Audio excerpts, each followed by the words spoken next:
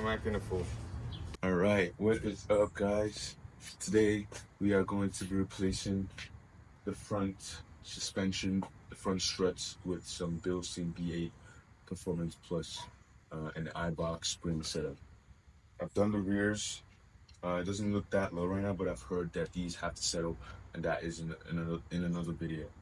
But I've also done the front passenger side just so I can know what I was getting into and know how to use a spring compressor because I had never used one. So I'm gonna walk you guys through like clean, easy, quick to follow steps, and let's see if we can just get it done in like, you know, less than 2 hours. I mean, or maybe less if you're mechanically inclined.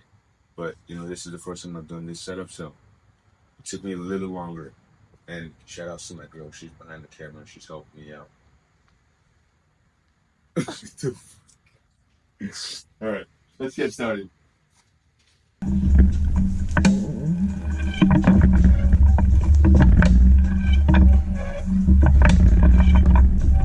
right, top.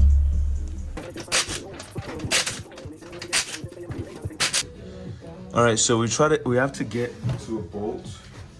The sway bar bolt is right here, and it freely spins on the other side. So you have to get a crescent wrench, hold it from the other side. And then when you get to the 18 that is down here, there's an 18 that is connected to the bracket that is also connected to the sleeve of the bottom strut. And then we're gonna take that out, and then we take these the top hat bolts out as well. Yeah, then just hold it like this. I think I put Loctite on this, that's a little hard. Yeah. Alright, so to successfully take out the sway bar end link, you need to load up the suspension. And for me, I just jacked it up from the lower control arm and made sure that, you know, you are lifting up the whole assembly, and it's gonna make that sway bar end link removal a lot easier.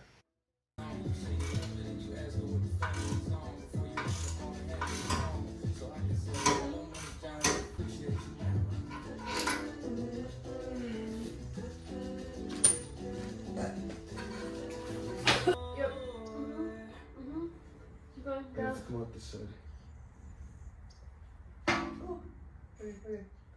And then after you've taken out the strut and the spring and strut combo out of the car, you want to support that brake and rotor assembly however way you can. In my case, I just used a bunch of planks that I had. I think I had some 2x4s and some 4x4s. You can use jack stands, but just try to support that whole assembly so you don't cause this excessive, you know, strain on the brake line and the ABS line, ABS wires as well. But try to make sure that you are supporting that brake and rotor assembly as best as you can while you disassemble and reassemble the shocks.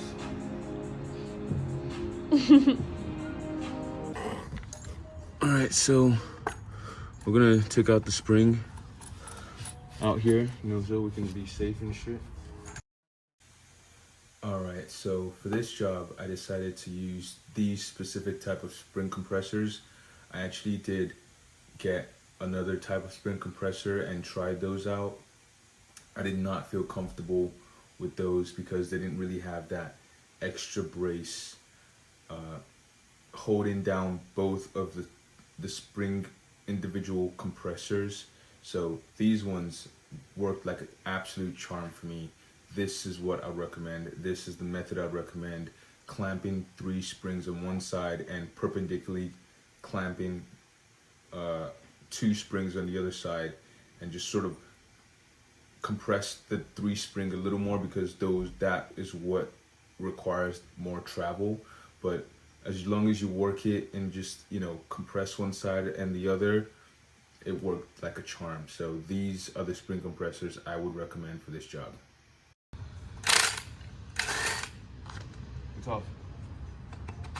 It's off. I think that, yeah, that's just how the spring is sitting. It's off. It's compact. Here, look. I can't take it off, bro. Unless I. Where? Oh. Yeah, that's what I was. that. We could do that. Okay, so now we're just gonna undo this. Yeah.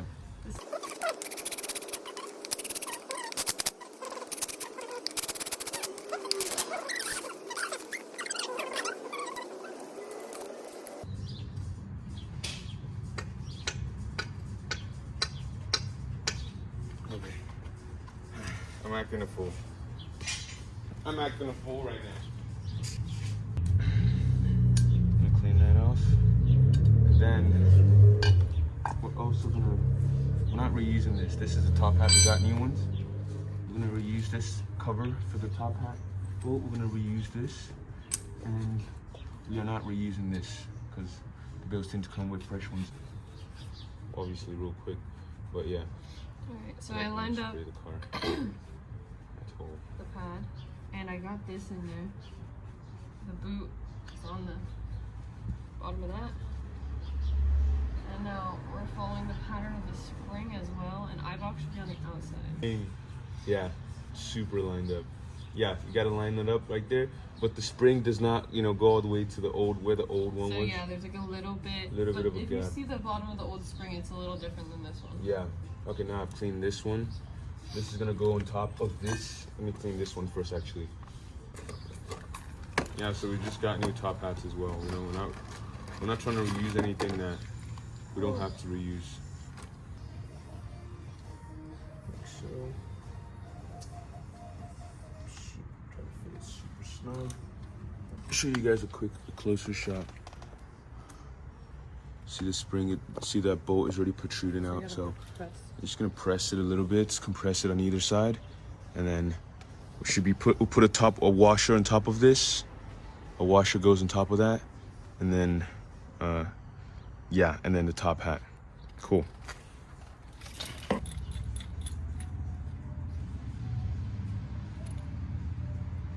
So we have to probably compress this about 2 inches until the base of the washer, until the base of this sits flush against this little metal ring.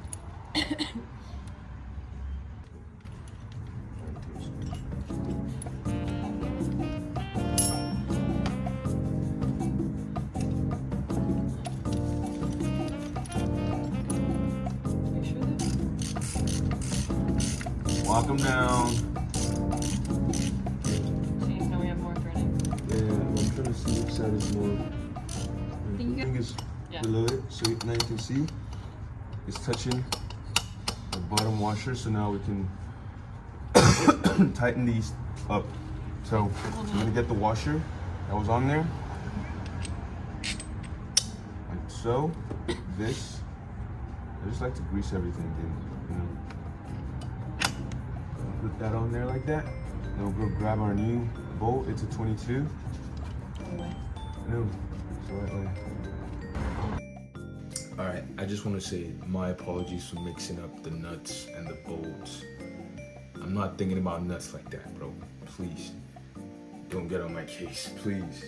So, that nut, pause. You need a special socket to tighten that nut. And again, I am gonna show it on the screen right now. It is a pass-through socket where you need to stick an Allen key into there and also tighten the nut, because I mean, you would see what I'm talking about, but basically you need this special tool. If you don't got this special tool, you can impact it on, and hopefully the impact torques it down enough where it's not gonna come loose. You gotta torque these down to 81 foot-pounds, and that's kind of a lot, you know? So just get this tool, save yourself the hassle, and it's like 30 bucks. So you need this tool to tighten that nut. Yes. That's it? That's it. It didn't explode.